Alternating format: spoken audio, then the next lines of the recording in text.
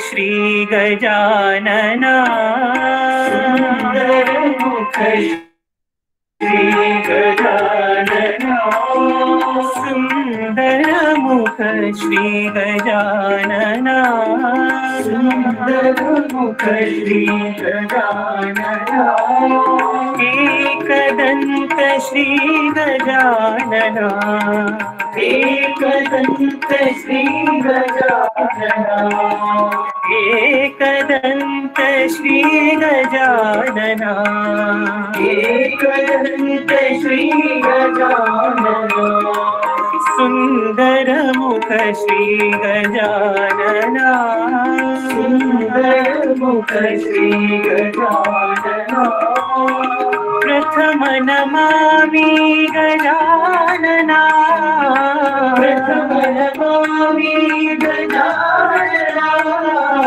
प्रथम नमामि गजानना प्रथम नमामि गजानना सुरमुनिवन्दित शुभानना सुरमुनिवन्दित शुभानना सुरमुनिवन्दित शुभानना सुरमुनिवन्दित शुभानना सुंदर मुख श्री गजानना सुंदर मुख श्री गजानना एकदंत श्री गजानना एकदंत श्री गजानना सुंदर मुख श्री गजानना सुंदर मुख श्री गजानना प्रथम नमामि गजानना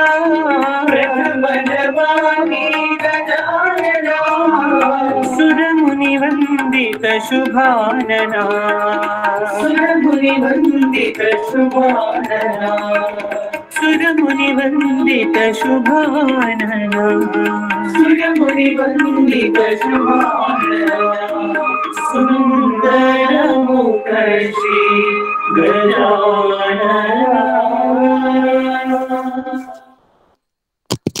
ओम साई राम। नारायण उपनिषद का पाठ करेंगे सब मिलकर। ओम सहना भवतु सहनौ भुनक्तु सह वीर्यं करवावहै तेजस्विनावधीतमस्तु मा विद्विषावहै।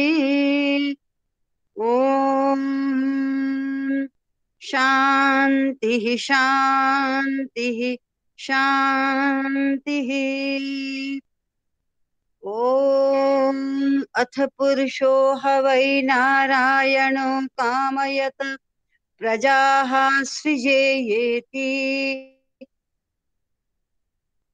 नारायणात् प्राणो जायते मनः सर्वेन्द्रियाणि च खं वायुर्ज्योतिरापः पृथिवी विश्वस्य धारिणी नारायणात् ब्रह्मा जायते नारायणात् रुद्रो जायते नारायणात् इन्द्रो जायते नारायणात् प्रजापतयः प्रजायन्ते नारायणात् द्वादशादित्या रुद्रा वसवः सर्वाणि च छन्दागुंसि नारायणादेव समुत्पद्यन्ते नारायणे प्रवर्तन्ते नारायणे प्रलीयन्ते।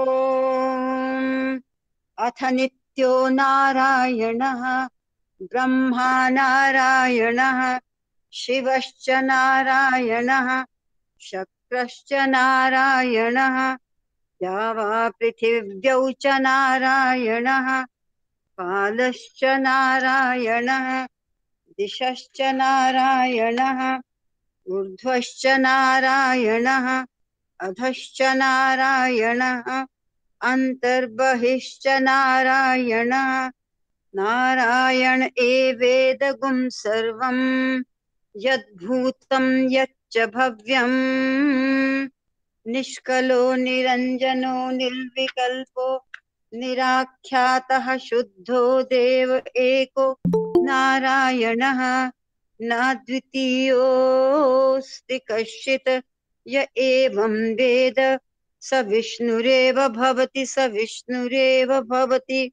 ओमित्यग्रे व्याहरेत् नम इति पश्चात् नारायणायेत्युपरिष्टात् ओमित्येकाक्षरम् नम इति द्वे अक्षरे नारायणायेति पञ्चाक्षराणि। एतत् वै नारायणस्याष्टाक्षरं पदम् यो ह वै नारायणस्याष्टाक्षरं पदमध्येति अनपब्रुवः सर्वमायुरेति विन्दते प्राजापत्यगुं रायस्पोषं गौपत्यं ततो अमृतत्वमश्नुते ततो अमृतत्वमश्नुत इति य एवं वेद प्रत्यगानन्दं ब्रह्म पुरुषं प्रणवस्वरूपम् अकार उकार मकार इति तानेकधा समभरत् तदेतदोमिति यमुक्त्वा मुच्यते योगी जन्म संसार बन्धनात्। ॐ नमो नारायणायेति मन्त्रोपासकः वैकुण्ठ भुवनलोकं गमिष्यति तदिदं परं पुण्डरीकं विज्ञानघनं तस्माद्दिदावनमात्रं ब्रह्मण्यो देवकी पुत्रो ब्रह्मण्यो मधुसूदनो सर्वभूतस्थमेकं नारायणं कारणरूपमकार परब्रह्मोम् एतदथर्वशिरो योधीते प्रातरधीयानो रात्रिकृतं पापं नाशयति सायमधीयानो दिवसकृतं पापं नाशयति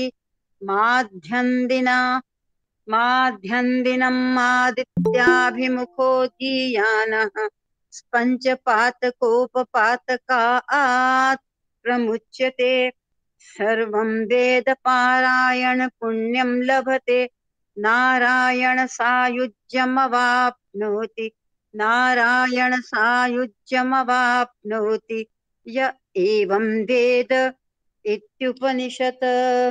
ॐ शान्तिः शान्तिः शान्तिः।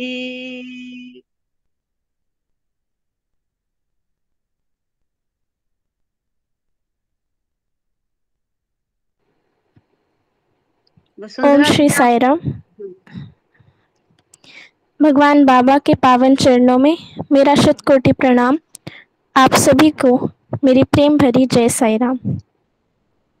सत्यम शिवम सुंदरम भाग 7 में हम आगे पढ़ेंगे।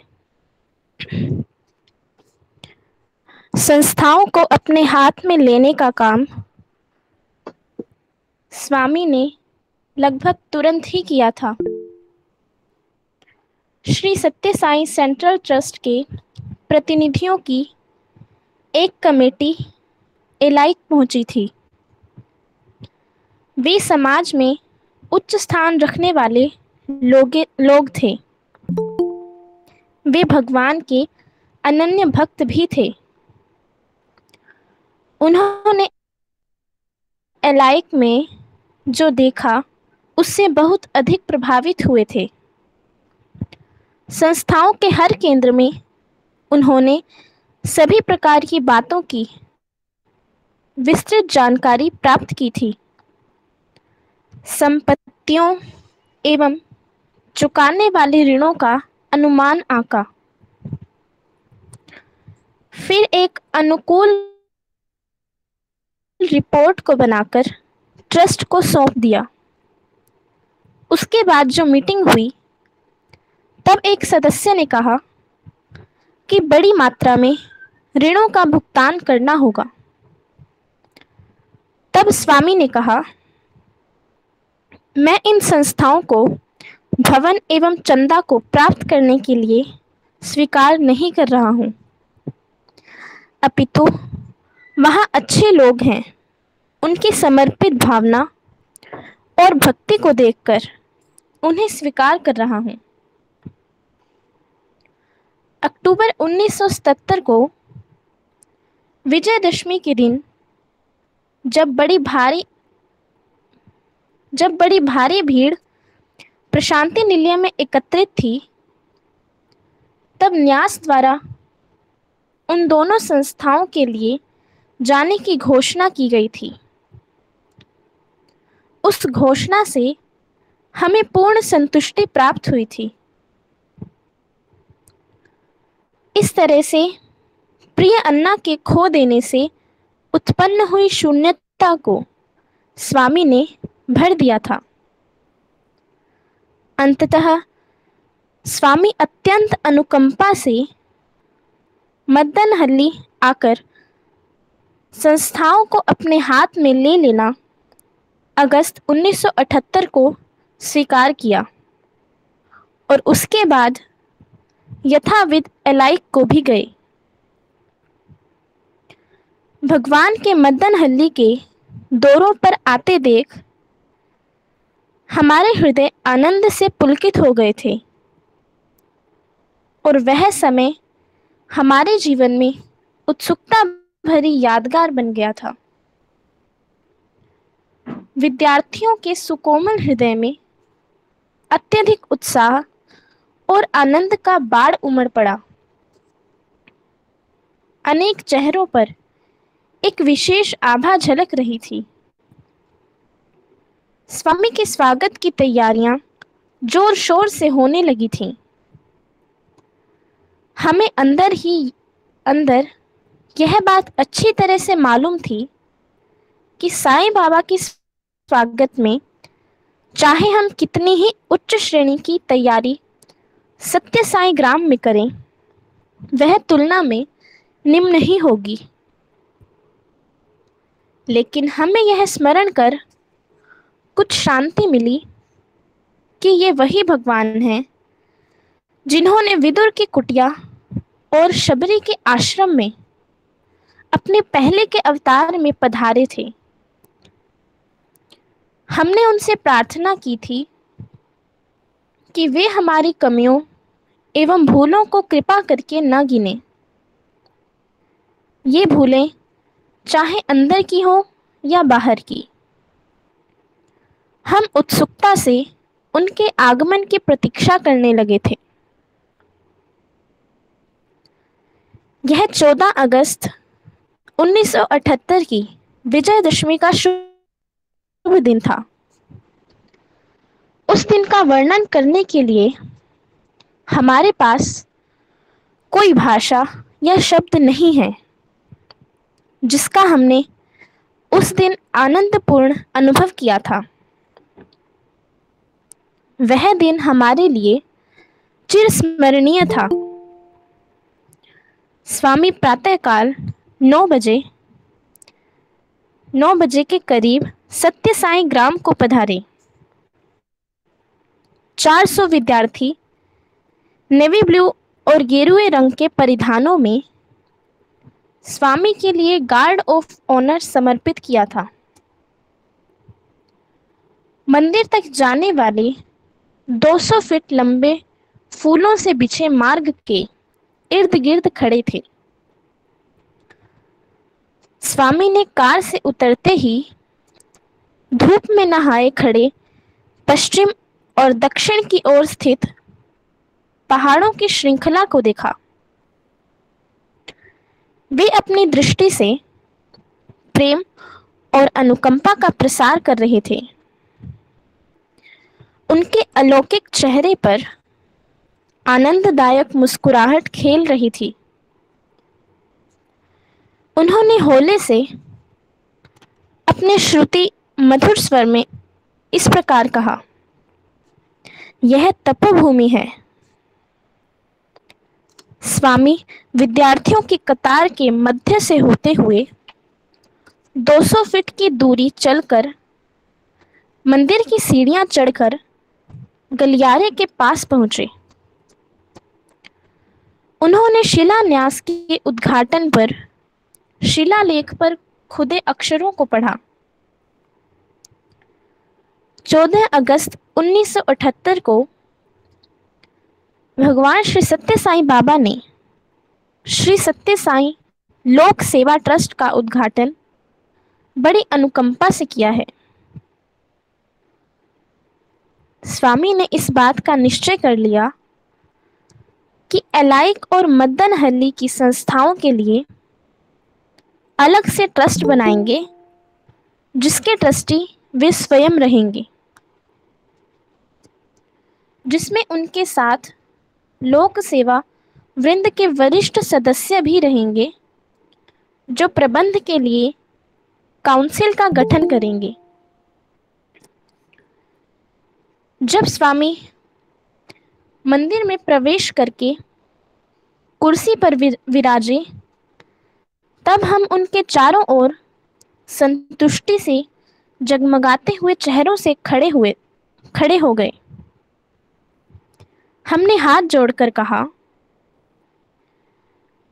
स्वामी, आपने यहाँ आकर हमारे जीवन में महानतम भाग्य को प्रदान किया है। हमारे जीवन को सार्थकता प्राप्त हो गई है। स्वामी ने अत्यंत दयाद्र होकर कहा, आप जैसे कार्यकर्ताओं को देखकर मैं भी अत्यधिक प्रसन्न हूँ।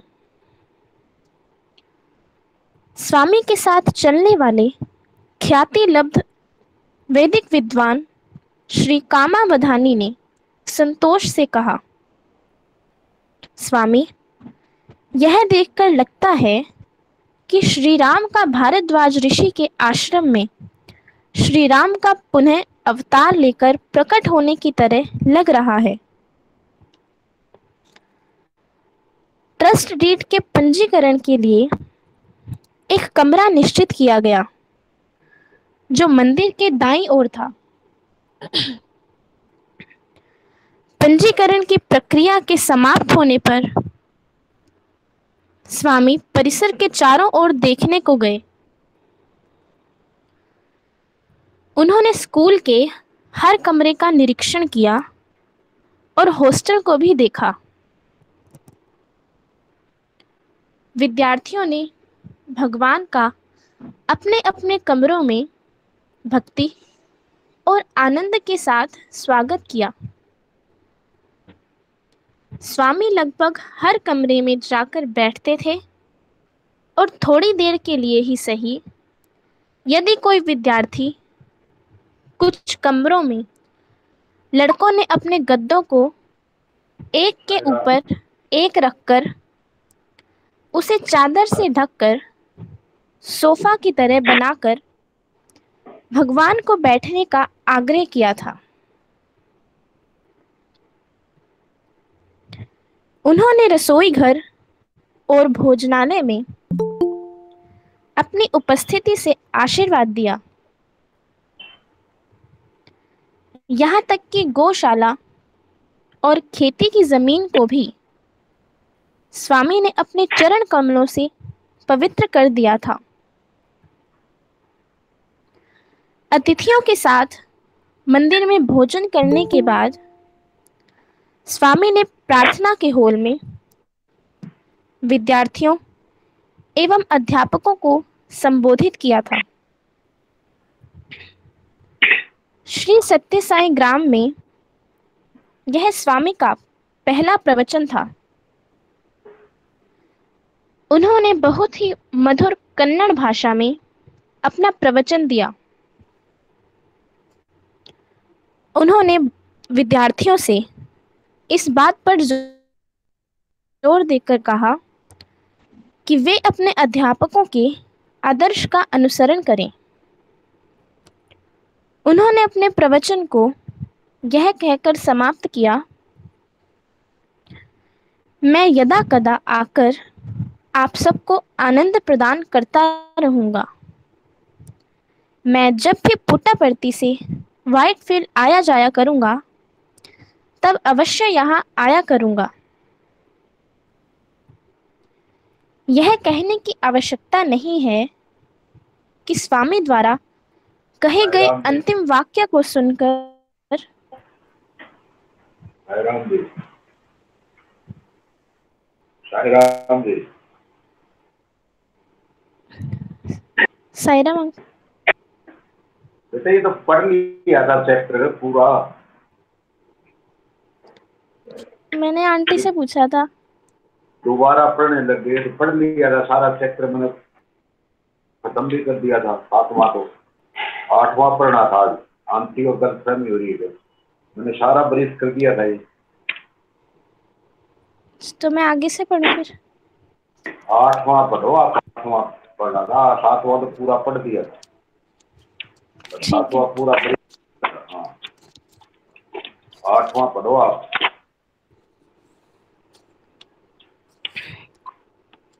अध्याय 8, राजधानी आध्यात्मिक छुट्टी मनाती है। 11 मार्च 1999 को स्वामी वृंदावन से तड़के दिल्ली के लिए रवाना हुए। हमें और कुछ विद्यार्थी, कुछ अध्यापक और कुछ भक्तों को त्रय भवन से स्वामी को विदा करने का भाग्य मिला था। आश्रम में कोई 2000 भक्त इकट्ठे हुए थे और कई सौ लोग हवाई अड्डे की ओर जाने वाले मार्ग के इर्द गिर्द खड़े हुए थे। सवेरे लगभग 9 बजे तक विद्यार्थियों का कक्षाओं को छोड़कर जाने और लौटकर आने की हलचल कम हुई। मैं हॉस्टल के दफ्तर में बैठकर सोच रहा था, क्या भगवान बाबा दिल्ली पहुंच गए होंगे? यह विचार अभी मेरे मन में आया ही था कि मेरी मेज की फोन घरघरा उठी।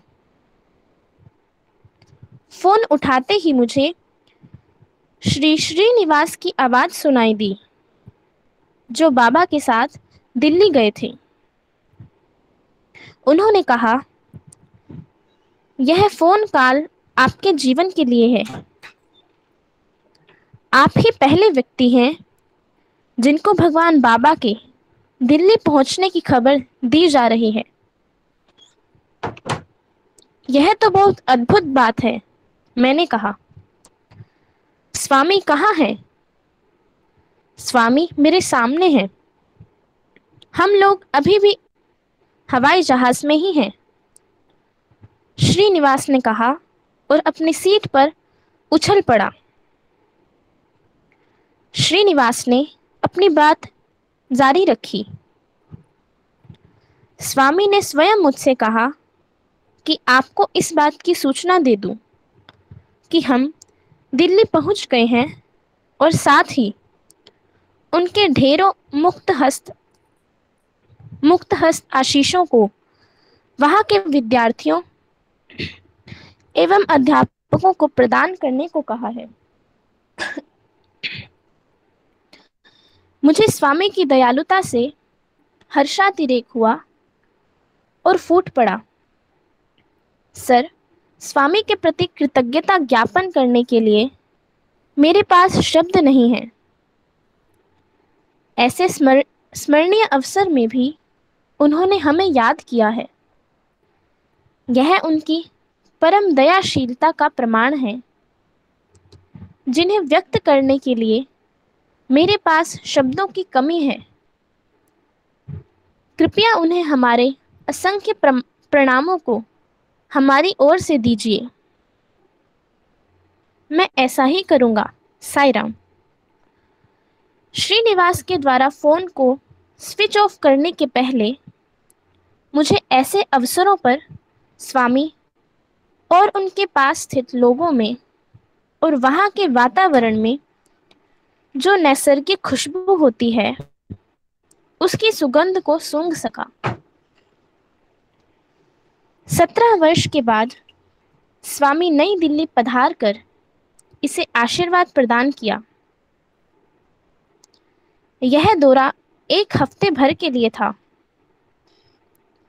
लगभग दिल्ली, और मुंबई के बीच बराबर दूरी का था, जो इस देश के प्रमुख शहर हैं। एक राजनीतिक राजधानी है तो दूसरा वाणिज्य व्यापार के लिए प्रसिद्ध राजधानी है। दिल्ली ने 11 से 14 मार्च 1999 को आध्यात्मिक छुट्टी मनाया था। 11 से 14 तक भगवान बाबा दिल्ली में थे। सभी रास्तों में उनकी उपस्थिति दर्ज हुई। हजारों स्त्री पुरुष जो जीवन के हर क्षेत्र से संबंधित थे और शहर के हर कोने कोने से, यहाँ तक कि उपनगरों से भी आ पहुंचे थे। उन लोगों में गरीब से गरीब और अमीर से अमीर लोग भी थे। शासक और शासित मिलकर स्वामी के अलौकिक दर्शन के आनंद को उठाने के लिए आ पहुंचे थे। भगवान के सार्वजनिक स्थानों पर दर्शन करने के लिए आए हुए हजारों लोगों के साथ साथ भूतपूर्व प्रधानमंत्रीगण, भूतपूर्व राष्ट्रपतिगण, मंत्रीगण और सांसदगण, न्यायमूर्तिगण, नौकरशाहगण, अधिकार तंत्रीगण, प्रमुख व्यापारीगण और सभी क्षेत्र के पेशे वाले उनके दर्शन और सहायता को प्राप्त करने के लिए वहां आ पहुंचे थे। उनका दिन शहर के जागने से बहुत पहले शुरू हो जाता था और देर रात तक 10 बजे के बाद जाकर कहीं समाप्त होता था। इस अध्याय में दिल्ली में बिताए उन महत्वपूर्ण दिनों का सार तत्व का वर्णन करने का प्रयास किया गया है। भगवान के लिए प्रतिदिन बहुत ही व्यस्त कार्यक्रम बन जाता था, लेकिन उनको भगवान के मार्गदर्शन पर ही तैयार किया जाता था। सारे दिन विभिन्न स्थानों में भगवान के दर्शनों के लिए निश्चित किए गए थे। सार्वजनिक समारोह में उपस्थित होना, प्रवचन देना, व्यक्तिगत इंटरव्यू को देना और फिर कई ऐसे भक्तों के घरों को जाना जो लंबे समय से इस घड़ी की आतुरता से प्रतीक्षा कर रहे थे। जब उनके दिल्ली पहुंचने का कार्यक्रम निश्चित हो चुका था, एक संयोजक ने अपनी शंका प्रकट की कि यह बहुत ही थकाने वाला कार्यक्रम होगा स्वामी के लिए।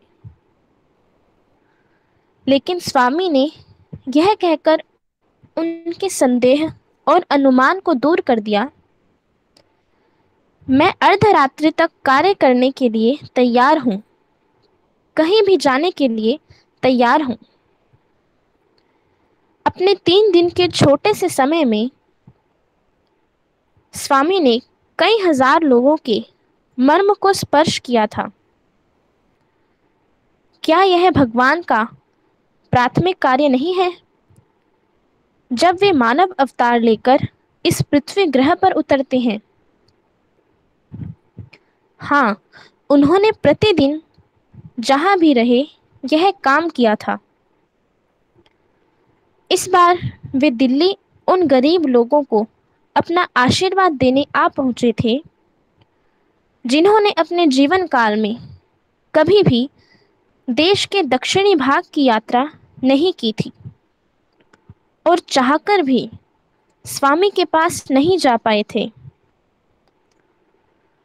हजारों की संख्या में आसपास के राज्यों से भी हरियाणा, उत्तर प्रदेश, पंजाब आदि क्षेत्रों से भगवान के अलौकिक रूप के दर्शन करने के लिए आ पहुंचे थे,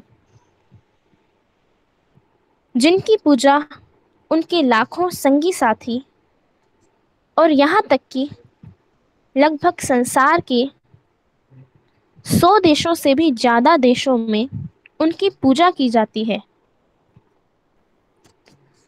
जब तक वे दिल्ली में थे, वे प्रतिदिन 3 स्थानों में सुबह और शाम लोगों को दर्शन दिया करते थे।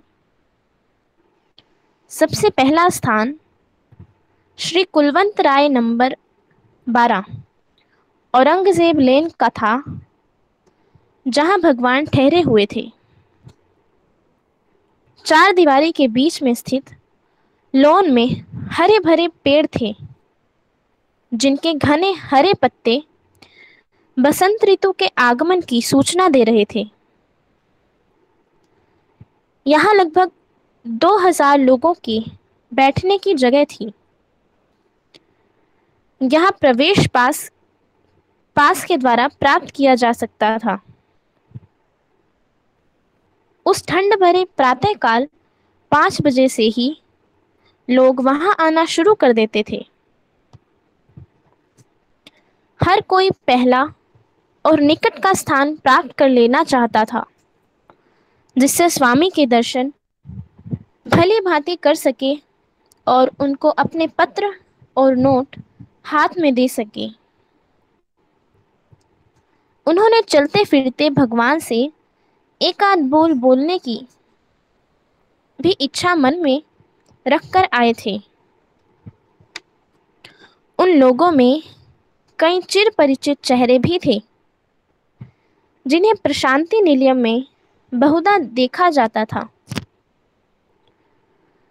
एक दिन सुबह स्वामी ने डॉक्टर सफाया को देखा, जो प्रशांति निलयम के सुपर स्पेशलिटी अस्पताल के निदेशक थे।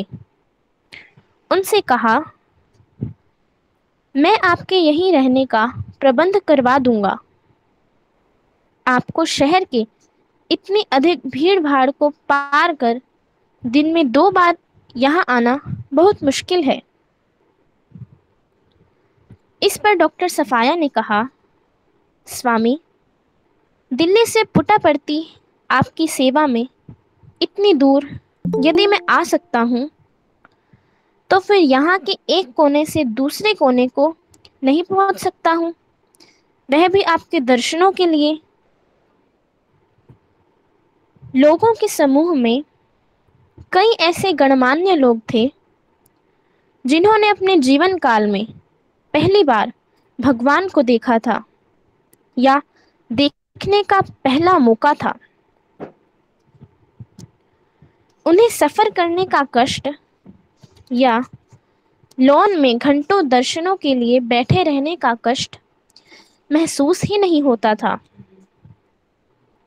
वे तो यही सोचते थे, जब स्वामी उन्हें देख दर्शन देने के लिए इतने दूर, हजारों मील दूर स्थित पुट्टापर्थी से दिल्ली आ सकते हैं, तो उन्हें दिल्ली से दिल्ली में ही जाने में क्या कष्ट है। दूसरा स्थान दर्शन देने का राय का स्कूल था, जो यहाँ से 2 किलोमीटर की दूरी पर था। स्कूल का विशाल खेल का मैदान, जिसमें 20,000 लोग आसानी से बैठ सकते थे, में विशाल पंडाल बनाया गया था। उस पंडाल की सजावट सुरुचिपूर्ण ढंग से की गई थी। यहाँ पर भी प्रवेश केवल पास के द्वारा ही संभव था। पंडाल के एक कोने में विशेष रूप से तैयार किया गया अलंकृत मंच था, जिसके मध्य या केंद्र में बाबा के लिए एक कुर्सी रखी गई थी। स्वामी ने जब पंडाल में प्रवेश किया था, तब भजन गाए गए थे। स्वामी कार से उतरे और बड़े ही अनुशासित ढंग से बैठी भीड़ में आ पहुंचे। जब स्वामी लोगों से उनके पत्र लेते या विभूति की सृष्टि करते या पाद नमस्कार प्रदान करते, लोग शांत और स्थिर बैठे रहते थे। किसी से धक्का मुक्की करना या ठेलना आदि जैसे कार्य नहीं किए गए।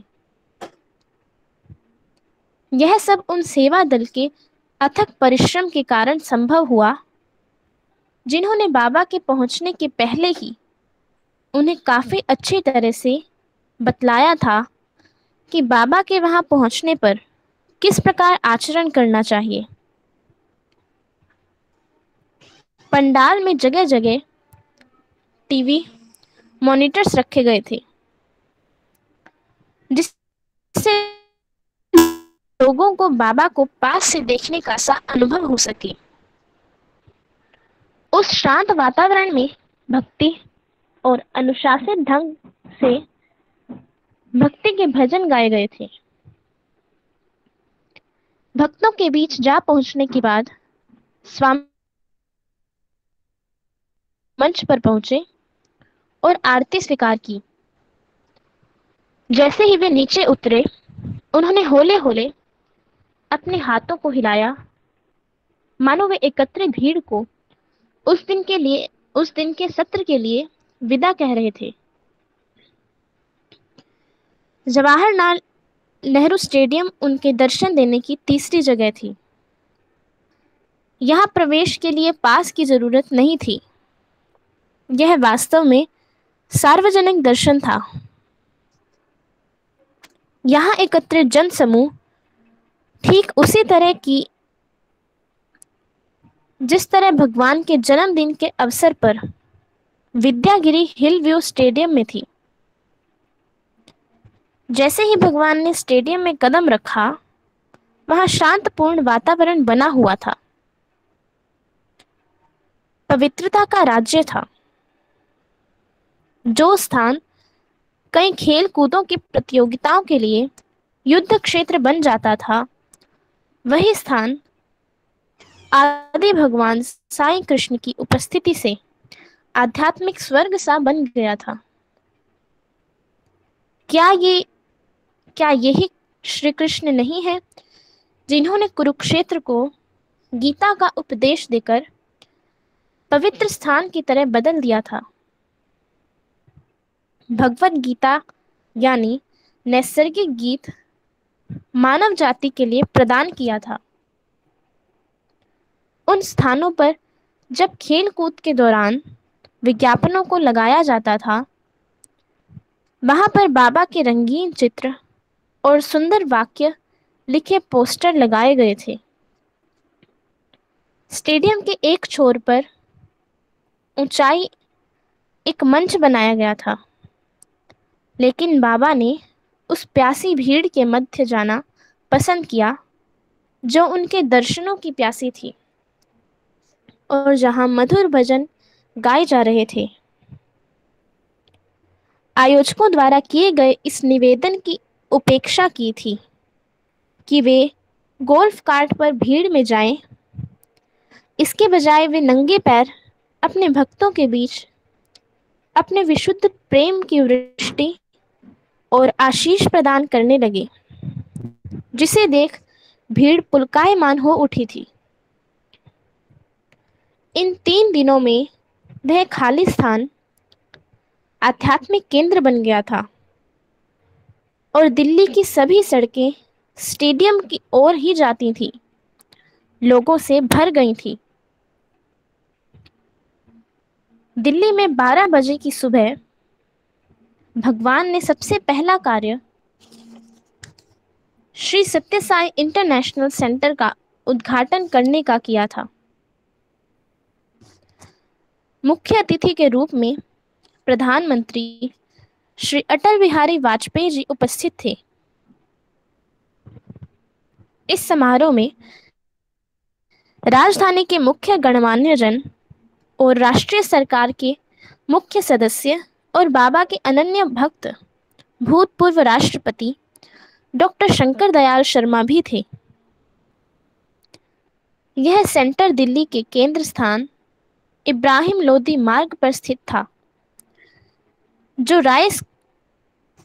राय स्कूल के बहुत ही कम दूरी पर स्थित था।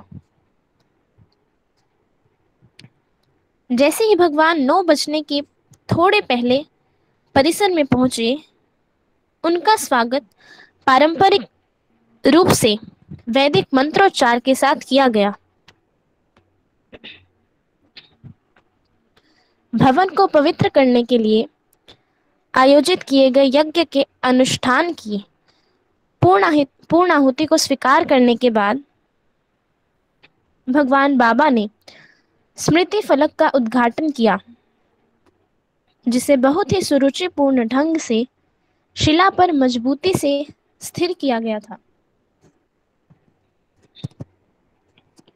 सुंदर शामियाना के भीतर बनाए गए मंच की ओर वे गए, जहां उनका स्वागत प्रधानमंत्री जी ने किया।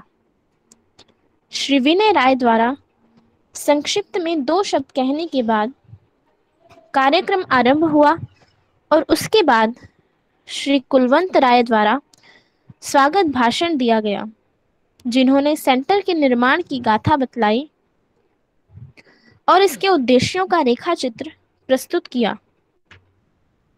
उन्होंने अपने भाषण का समापन यह कहते हुए कहा,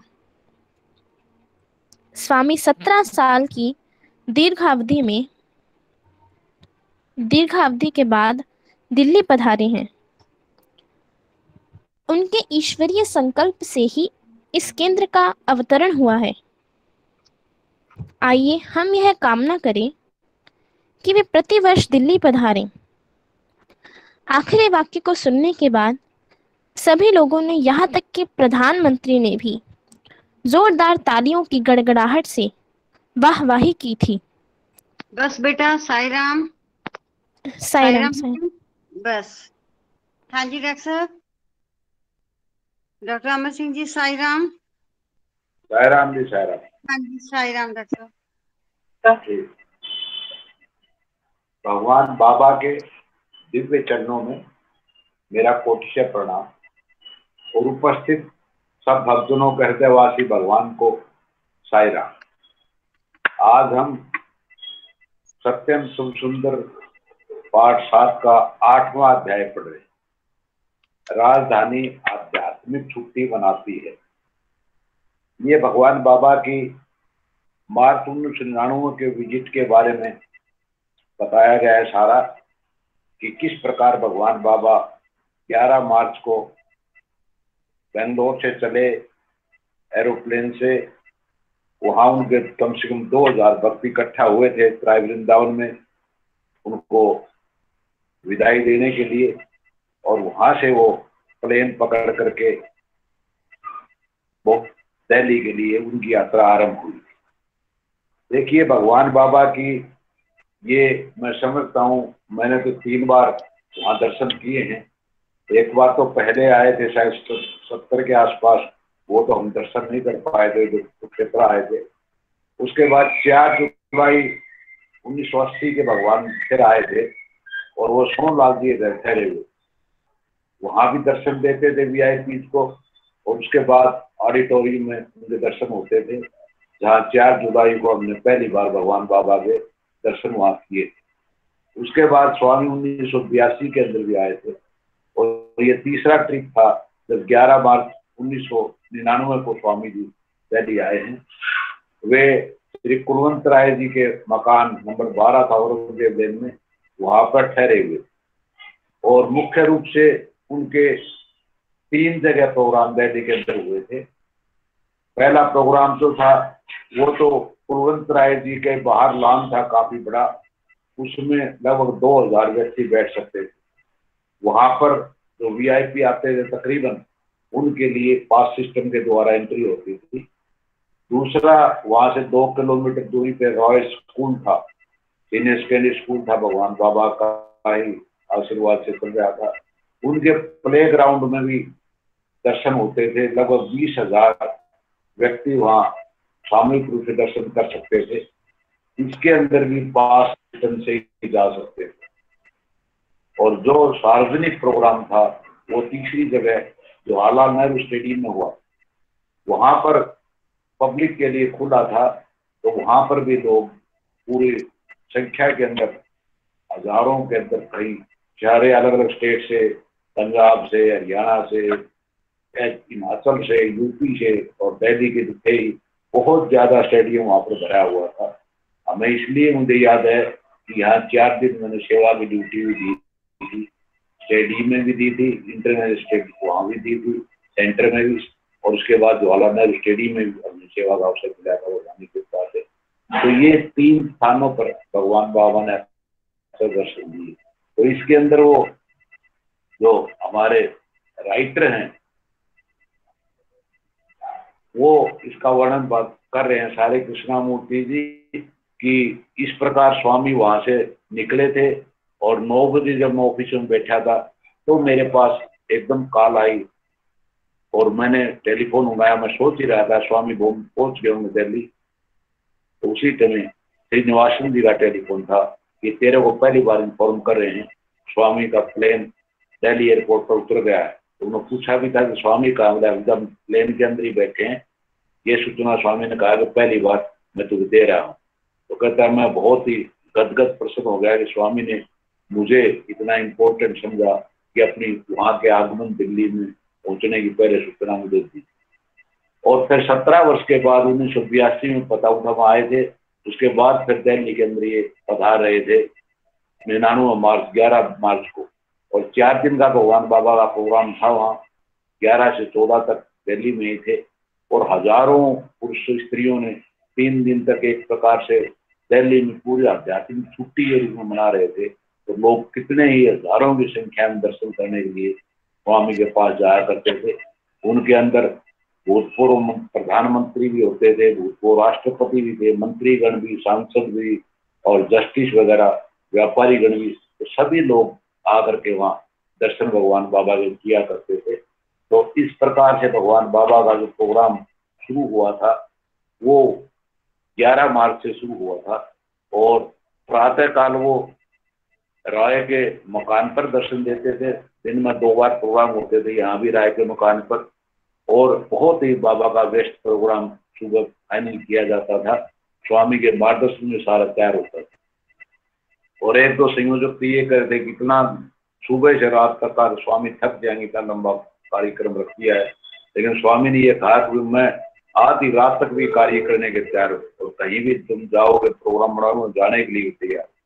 तो अपने 3 दिन के छोटे से स्वामी ने कई हजार लोगों को अपने मर्म दर्शन स्पर्श भी चरण स्पर्श करवाए थे, उनको आशीर्वाद भी दिया। इस प्रकार से जब दिल्ली में थे तो प्रतिदिन 3 स्थानों पर सुबह शाम होता था। जैसा मैंने बताया कुलवंत राय के मकान पर जहाँ वो 12 और लेन में था वो भी सुबह शाम दोनों होता था। और वहाँ पर काफी वीआईपी इंपोर्टेंट जो वीआईपी जो पास ही थे वही लोग आया करते। और स्वामी कई बार तो वो लोग भी जो पुटापर्थी भी भगवान बाबा के पास सेवा का अवसर मिला था उनको वहाँ बैठे हुए देखते थे। और जिनमें एक डॉक्टर सफाया का इन्होंने कहा है कि डॉक्टर सफाया जो वहाँ पे सुपर स्पेशलिटी हॉस्पिटल के डायरेक्टर रहे थे वो भी स्वामी से मिलने आए थे। और स्वामी ने उनको देख कर रुके, उनको कहा सफाया तू तो बहुत दूर से आता है, तेरा घर बहुत दूर पड़ता है, दिल्ली से दूसरे छोर पर है, मैं तो रहने की यही व्यवस्था कर देता हूँ, आपको आना नहीं पड़ेगा इस ट्रस्ट के अंदर। तो डॉक्टर सफाया ने कहा स्वामी हम पुट्टापर्थी जो आपके दर्शनों के लिए आ सकते हैं तो ये तो हमारे लिए कोई जरूरी नहीं। तो इस प्रकार वो बता तू यहाँ पर बहुत ही वीआईपी लोग आते। और दूसरा स्थान जो था वो यहाँ से लगभग 2 किलोमीटर पर एक सकून था बाबा इसका रॉय साहब का, उसके अंदर भी प्ले ग्राउंड में वहां पर बैठने की व्यवस्था होती थी। वहां भी हजारों की संख्या में बैठ पहुंचते थे लोग। वहां भी पास के द्वारा ही एंट्री होती थी। यहाँ भी हमने बाबा के दर्शन किए हैं राय स्कूल के अंदर भी। और यहाँ पर तो जगह जगह टीवी मॉनिटर्स रखे हुए थे ताकि लोग अपना आराम से बैठे बैठे भगवान के दर्शन कर सके। और तीसरा जो था वो जवाहरलाल नेहरू स्टेडियम का था, वो पब्लिक के लिए खुला सार्वजनिक दर्शन था। तो वहां पर तो हमने सेवा की। बाहर भी जो टैक्सी स्टैंड में आ रखा था वो कई किलोमीटर में टैक्सियां खड़ी हो जाती, इतने लोग वहां पहुंचते थे। और उसके बाद हाल के अंदर भगवान बाबा उनको दर्शन देने के लिए पहुंचते थे। एक स्टेज बनाई हुई थी और उन्होंने जो व्यवस्थापक थे उन्होंने कहा स्वामी आप जो पब्लिक में दर्शन दो तो इसके लिए बेटर होगा कि आप बहुत कार्ट के अंदर बैठ के जाएं, क्योंकि काफी लंबा चौड़ा स्टेडियम है। और स्वामी तो आपने देखा होगा कि हर भक्त के पास जाने की चेष्टा करते हैं, लेकिन स्वामी ने कहा नहीं, मैं पैदल ही जाऊंगा। तो सारे भक्तों के बीच में भगवान बाबा ने कम से कम 2-3 चक्कर लगाए होंगे, उसके अंदर भी हमने स्वामी के वहां दर्शन किए थे। तो वो सारी पब्लिक बड़ी गदगद हो गई थी स्वामी की वहां देखकर। तो ये 3 जगह के मुख्य रूप से प्रोग्राम थे। अब इन्होंने जिक्र किया कि कहाँ से प्रोग्राम शुरू हुए थे। पहला प्रोग्राम वो कहते हैं 11 को 12 बजे दिल्ली के अंदर सुबह का से पहले 12 से पहले भगवान बाबा का पहला कार्यक्रम था इंटरनेशनल सेंटर का उद्घाटन हुआ कार्य। वहां पर भी सेवा दल की ड्यूटी दी गई थी, हरियाणा की तरफ से हम भी वहां थे। तो उस सेवा के अंदर भगवान बाबा जो पहुंचे थे वो बिल्कुल नया इमारत ये बनाई गई थी पूरी की पूरी। और यहाँ पर वहाँ रिसीव करने के लिए अपने भारत के प्रधानमंत्री अटल बिहारी वाजपेयी जी पहुंचे थे। जैसे ही बाबा की एंट्री हुई वहां पर पूरा का पूरा वेदोच्चारण के साथ उनका स्वागत किया गया। बाहर एक उनका पत्थर के ऊपर जो है उनका रिसेप्शन के बारे में पत्थर लगाया था, उसका स्वामी ने देखा। और उसके बाद वहां पर बहुत बड़ा शामियाना ग्राउंड के अंदर लगाया था, उसमें पहुंचे। वहां पर अपने प्रधानमंत्री जी ने उनका स्वागत किया। और उसके बाद जब स्टेज पर पहुंचे, बड़ी बड़ी ऊंची स्टेज बना रखी थी। और ये सारा प्रोग्राम भी टीवी पर मॉनिटर हो रहा था। बाहर भी टीवी बड़े बड़े स्क्रीन लगाई गई थी ताकि लोग जो अंदर नहीं जा सकते थे वो बाहर से स्वामी का सारा प्रोग्राम देख सकते थे। तो वहां पर सबसे पहले विनय राय जी ने संक्षिप्त बाबा का रिसेप्शन किया। और उसके बाद दूसरे वक्ता कुलवंत राय जी थे, उन्होंने कार्यक्रम का आरंभ में ही कुलवंत राय जी ने स्वागत का भाषण दिया पूरा का पूरा। और पूरा इस साई सेंटर जो बना था इंटरनेट सेंटर, इसका निर्माण के बारे में, इसके उद्देश्यों के बारे में, इसकी ड्राइंग वगैरह सब बाबा को दिखाई वहां पर और लगा रखी थी। वहां पूरी पूरी ड्राइंग लगी हुई थी, बाद में हमें देख के सारी। तो इस तरह भगवान ने कहा कुलवंत राय जी ने, स्वामी आप 17 साल के बहुत लंबी अवधि के बाद पधारे हैं, तो हमारी प्रार्थना है कि आप प्रतिवर्ष यहाँ पर पधारें। तो पब्लिक में बड़ी ताड़ियां बजती, इस बात का स्वागत किया गया। उनके बाद तीसरा जो वक्ता थे वो अपने अटल बिहारी वाजपेयी जी थे, प्रधानमंत्री भारत के। और वो इस वातावरण में भाषण देने के लिए खड़े हुए। तो वैसे ही देश के प्रधानमंत्री भी थे और महान वक्ता भी थे और बहुत लंबे समय से भगवान बाबा के भक्त भी रहे, क्योंकि पुटा प्रतीक जाते रहा करते। और वृंदावन में भी कई बार भगवान बाबा से मिलने जाया करते। तो उन्होंने कहा उस टाइम स्वामी के सामने खड़ा होकर, मैं यहाँ आज एक प्रधानमंत्री की हैसियत से नहीं आया, बल्कि बाबा मैं एक भक्त के रूप में आपके दर्शन करने आया हूँ। और मैं कई सालों से आपके मार्गदर्शन से ही आपके आशीर्वाद प्राप्त करने पुटापर्थी और बेंगलोर भी जाता रहा। तो भगवान बाबा को करते हुए कहा दिल्ली बार भगवान कम से कम एक बार तो आपने यहाँ अवश्य आना चाहिए, क्योंकि देश की राजधानी है और यहाँ से सारा देश का राज्य भी चलता है। तो आपकी अगर यहाँ कृपा होती रहेगी तो सारे देश को आपकी यहाँ की यात्रा का फायदा होगा। फिर उन्होंने पूरा का पूरा भगवान बाबा के गांव के बारे में विस्तार से बताया कि कहाँ पुट्टापर्थी एक बिल्कुल अनजान सा गांव, और आज स्वामी के पास कितना वहां स्थिति में परिवर्तन हो चुका है, कितना बड़ा संसार का एक आध्यात्मिक केंद्र डेवलप हो गया है। वहां में के पास सुपर स्पेशलिटी हॉस्पिटल बन गया है, हवाई अड्डा बन गया है, यूनिवर्सिटी वहां बन गई है। तो इस प्रकार भगवान ने वहां से सारे संसार को अपना प्रेम प्रसारित कर रहे हैं। तो ये उन्होंने कहा कि भगवान आप ही सारे देश का मार्गदर्शन करने वाले हैं।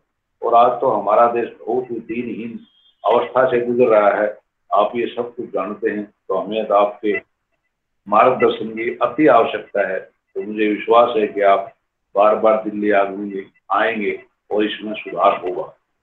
तो इसके बाद फिर अपने भाषण के बाद उन्होंने भगवान बाबा ने जो है फिर अपना बहुत ही संवेदनशील संदेश, पहले वहां पर राष्ट्र के जितने अच्छे शक्तिशाली वर्ग के थे, IAS थे, सेक्रेटरीज थे, उनको हम बैठ के उनको वहाँ पंडाल में दिया। और उसके बाद जो है स्वामी ने फिर बताया इसके बारे में, अपनी भारत भूमि के बारे में, कि भारत की ये भूमि तो जो बुराइयों से आज तुम कह रहे हो, इतनी बुराइयों से देश संकट के अंदर है। तो स्वामी ने कहा देखिए ये भारत की आध्यात्मिक दानशीलता और सदाचारिता का जन्म स्थान।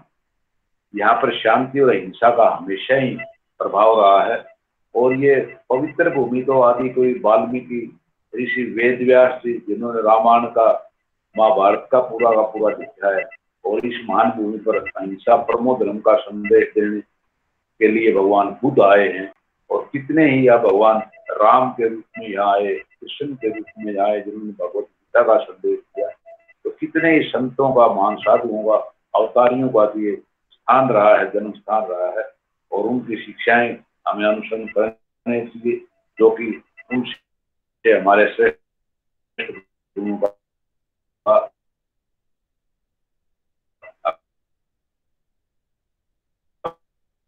अभ्यास भी होगा। जैसे सत्य, शांति,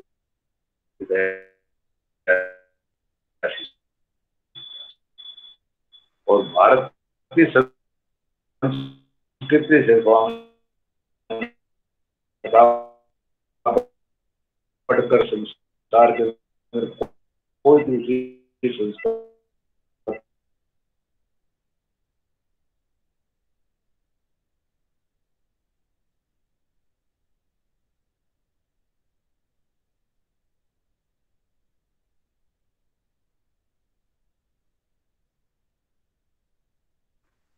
इनका कारण वो शत्रु को लिए भगवान वाला का कारण क्या है कि काम, क्रोध, लोभ, घमंड, मोह और ईर्ष्या यही आदमी के दुर्गुण हैं जिनकी वजह से देश में अशांति आई है और इसकी वजह से लोग हर कोई सुरक्षा चाहता है। और इन सुरक्षा कब प्राप्त होंगे? जब हम इन दुर्गुणों से छुटकारा पा लेंगे, समाज के कल्याण में ध्यान रखते हुए जीवन बिताना आरंभ कर देंगे, अपना स्वार्थ त्याग करके एकता के साथ, सबके साथ प्रेम से रहना शुरू करेंगे, तभी भारत का खोया अवश्य प्राप्त हो सकता है। भारत ने स्वतंत्रता तो पहले हासिल की है लेकिन एकता नहीं, और इस अनेकता की वजह से ही भारत के अंदर दूसरे आताताई, दूसरे धर्म के लोग आकर के या राज्य करते रहते। भगवान ने कहा एकता ही केवल सत्य, अहिंसा, प्रेम द्वारा प्राप्त किया जा सकता है। मेरी ये सलाह है सभी राजनीतिक पार्टियों से कि देश की एकता के लिए सब पार्टियों को एक हो जाना, क्योंकि भारत देश शताब्दियों तक विदेशियों में गुलाम इसलिए रहा है कि हमारी एकता नहीं रही। लेकिन जो बीत गया समय वो बीत गया, लेकिन भविष्य के अंदर आपने इस बारे में चिंतन करना है। आप किसी से भी घृणा मत करिए, जो घोर से घोर अगर शत्रु है उससे भी प्रेम करना सीखिए, प्रेम विकसित करना सीखिए, तभी देश उन्नति कर सकता है। तो इस प्रकार भगवान बाबा ने ये व्यक्त कर दिया। उसके बाद स्वामी को के अंदर लेके गए जहाँ पर और उनका रिबन काट कर स्वामी ने उद्घाटन किया और फिर प्रधानमंत्री, गृह मंत्री श्री लाल आडवाणी और कुछ अन्य गणमान्य जनों के साथ उस भवन के अंदर प्रवेश किया। तो ग्राउंड फ्लोर पर एक भजन हॉल बनाया गया था जिसमें 1500 लोगों को बिठा जा सकता था और फर्स्ट स्टोरी पहली मंजिल के ऊपर फिर ऑडिटोरियम में था जिसमें 1500 लोगों को बैठने की व्यवस्था थी और बहुत अच्छी वहाँ की कुर्सियां वगैरह लगा रखी थी, 750 कुर्सियां भी लगाई हुई थी और आगे नीचे बैठने का प्रोग्राम भी था। तो वहां पर जा करके उसके साथ में जो है ऑफिस के कमरे थे और रहने की व्यवस्थाएं थी और सबसे ऊपर भगवान स्वामी का रहने की व्यवस्था की गई। तो इस प्रकार भगवान बाबा ने ये सुबह उसका हल्का उद्घाटन किया और शाम को 6 बजे फिर जो ऑडिटोरियम था उसका उद्घाटन वहीं पर किया। और उस समय मुख्य अतिथि के रूप में उपराष्ट्रपति श्री कृष्ण कांत जी थे और मानव संसाधन विकास मंत्री मुरली मनोहर जोशी पधारे हुए और उन दोनों अतिथियों को भाषण के बाद दूसरा प्रवचन भगवान बाबा ने फिर वहां दिया था। जिस प्रकार सुबह प्रवचन दिया था इसी प्रकार वहां के सभी जो बैठे हुए ऑफिसर थे या जो आए थे उनको भगवान बाबा ने बताया। उसके बाद बाल विकास के बच्चों का एक प्रोग्राम था, तमसो माँ ज्योतिर्गमय, उसका नाटक भी वहां हुआ। इसके बाद 14 मार्च को 1999 का तीसरा अंतिम प्रवचन बाबा द्वारा जवाहरलाल नेहरू स्टेडियम में उनके दिल्ली से मुंबई रवाना होने से कुछ घंटे पहले दिया गया। दिल्ली और उसके पास के बहुत सी लोग, आसपास के राज्यों के लोग भी वहां पर आए हुए थे। सारे दिल्ली के रूट फुल थे ट्रैफिक से और वहां तक सारी ट्रैफिक हुआ एक ही जगह जाना था, जवाहरलाल नेहरू स्टेडियम की तरफ। तो वहां पर डॉक्टर जी वेंकटरमन के छोटे से प्रभावशाली भाषण के बाद भगवान बाबा ने अपना प्रवचन दिया और भगवान बाबा ने बड़ा दैवीय रूप से, डिवाइन रूप से शक्तिशाली आश्वासन समाप्त किया था। इस प्रकार लोग अक्सर स्वामी के पास आकर देश के प्रति भविष्य के प्रति भय प्रकट कर रहे, भय मूलक है। जो सुरक्षा ये भूमि पा रही है उसके बारे में लोगों को पता नहीं, क्योंकि इस भूमि को अनगणित साधु संतों ऋषि मुनियों ने पवित्र किया है। ये वो पुण्य भूमि है, देव भूमि, अवतार भूमि है और महान भूमि है जहाँ अनेक अवतारियों ने जन्म दिया है। और इसकी हवा के अंदर सत्य है, धूल में धर्म है और प्रेम इसकी पानी में बहता है। तो लोग भगवान की आवाज के आत्म शब्दों में सुनकर बहुत ही खुश हुए थे। और भगवान बाबा का इस प्रकार से बाबा ने कहा, जब भी मैं दिल्ली आऊंगा तो मैं यहाँ अवश्य आकर के लोगों को इस प्रकार दर्शन दूंगा। तो वृंदावन में जुलाई 86 में बाबा ने फिर ये एक सेवक की अलग से कहानी है, इसको फिर अगली बार देखेंगे। अभी तक तो इतना था, मैं सारा तारीफ कर चुका हूँ। अब मैं अपनी वाणी के नाम देता हूँ। साई राम जी, साई राम। हाँ जी, साई राम डॉक्टर साहब।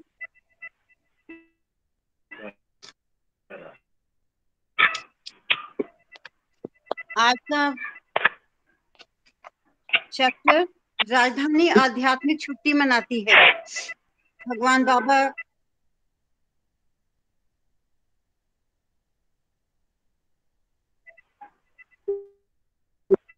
जब दिल्ली में आए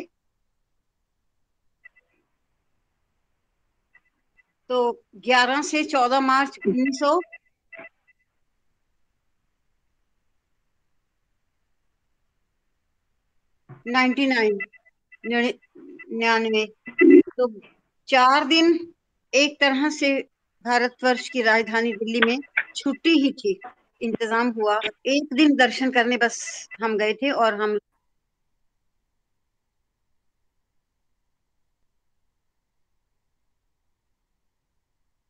जवाहरलाल नेहरू स्टेडियम में ही गए थे। और मेरी किस तरह से बड़ा बहुत के लिए भी गई थी। और स्वामी ने जब स्वामी आए कि जो स्थान कई खेल कूदों की प्रतियोगिताओं के लिए युद्ध क्षेत्र बन जाता था, वही स्थान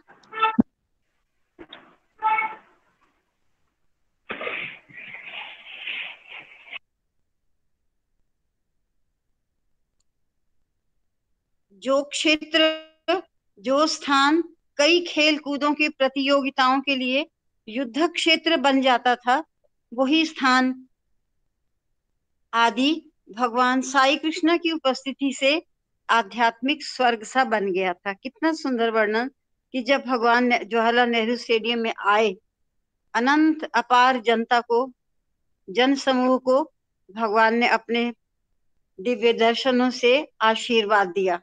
उस वक्त का वर्णन है वो, क्योंकि यहाँ भगवान ने 3 जगह पर दर्शन दिए, जैसे अभी डॉक्टर साहब ने बताया, जैसे अभी हमने सुना पढ़ा। एक तो राय साहब का अपना घर ही था, फिर उनका स्कूल था राय स्कूल, और इसके अतिरिक्त सभी जनसाधारण के लिए जितनी भी जनता आ सकती है वो जवाहरलाल नेहरू स्टेडियम में भगवान के दर्शनों के लिए आते थे। वहां कोई पास इत्यादि नहीं था। और यहाँ के दर्शनों की तुलना की है जो स्वामी का हिलव्यू स्टेडियम है, जब विशेष प्रोग्राम वहां होते हैं तो कितनी भी जनता आती है, सब आती और बैठ जाती है, सबको भगवान दर्शन देते हैं। वहां सभी एक एक भक्त विशिष्ट होते हैं। तो ऐसा ही की वर्णन है, जब भगवान जवाहरलाल नेहरू स्टेडियम में आए तो ऐसा लगा कि जो स्टेडियम के, देखिए स्टेडियम में तो खेल कूद ही होती है, और खेल कूद में युद्ध की स्थिति भी खिलाड़ियों में बनती होगी। लेकिन क्या कितने सुंदर शब्द है, क्या यही श्री कृष्ण नहीं है जिन्होंने कुरुक्षेत्र को गीता का उपदेश देकर पवित्र स्थान की तरह बदल दिया था। जवाहरलाल नेहरू स्टेडियम के बारे में कहा कि जहां पर खेल कूदों की प्रतियोगिताओं के लिए युद्ध क्षेत्र बन जाता था, वही स्थान आदि भगवान साई कृष्ण की उपस्थिति से आध्यात्मिक स्वर्ग सा बन गया था। क्या यही श्री कृष्ण नहीं है जिन्होंने कुरुक्षेत्र को गीता का उपदेश देकर पवित्र स्थान की तरह बदल दिया था। भगवत गीता यानी नैसर्गिक गीत। नैसर्गिक गीत, नैसर्गिक शब्द का मतलब होता है जो स्वाभाविक रूप से गाए गए हैं। तो ये तो स्वयं भगवान ने गाए थे, इसलिए नैसर्गिक शब्द का प्रयोग किया है। मानव जाति के लिए प्रदान किया था। उन स्थानों पर जब खेल कूद के दौरान विज्ञापनों को लगाया जाता था, वहां पर बाबा के रंगीन चित्र और सुंदर वाक्य लिखे पोस्टर लगाए गए थे। इस तरह से सुंदर वर्णन आज हमने पढ़ा और साई कृष्णा की अनुभूति, साई कृष्णा की उपस्थिति की अनुभूति पाई हमने। इस तरह से ये स्वामी हमारे क्षेत्र में ही आए थे इस तरह से, और आसपास हरियाणा, पंजाब, चंडीगढ़, मोगा, अमृतसर तक अनंत भक्तों ने यहाँ पर भगवान के दिव्य दर्शनों को प्राप्त किया। और सबसे बड़ी बात जो आश्चर्यचकित करने वाली बात है वो ये कि कई लोग हमसे प्रश्न करते हैं कि भगवान कैसे हो सकता है कोई भी इस धरती पर। तो मैंने कहीं पढ़ा तो नहीं है, जो मेरी अपनी अनुभूति है वही मैं आपसे शेयर कर रही हूँ। मैं समझती हूँ कि भगवान इसलिए हो सकता है कि वो अपने एक छोटे से गांव जहां पर भगवान ने जन्म लिया, उस गांव से कभी बाहर नहीं निकले भी तो बहुत थोड़ा। तो उन्होंने उन सब उनको तो मालूम है, जब उन्होंने कहा कि मेरे भक्त मुझे बुला रहे हैं, उन्होंने तभी कह दिया था। और सभी दिव्य आत्माओं को जिनका पिछले अवतारों के साथ स्वामी का सानिध्य था, या थोड़ा बहुत स्वामी के हम भी कहीं आसपास के एरिया में रहते होंगे, तो स्वामी ने सबको प्रेरणा दी, सबको चुना है और सबको वो जीवन धन्य, सबका जीवन धन्य कर दिया स्वामी ने। नहीं तो एक साधारण जीवन हम जीते होते, वही कि जैसे आम संसार की प्रथा है, हम भी वैसे ही चलते। लेकिन स्वामी ने सबको धन्य कर दिया, इसीलिए वो आते थे और दिव्य आत्माओं को दिव्य दर्शन देकर जिनको उन्होंने चुनना था चुना, और अपने दिव्य दर्शनों से नवाजा। और इस तरह से सबको भगवान ने धन्य किया, अमृत वर्षा की उन्होंने अपने दिव्य दर्शन की। ओम साई राम। सब मिलकर शांति पाठ करते हैं। समस्त लोकाः सुखिनो भवन्तु,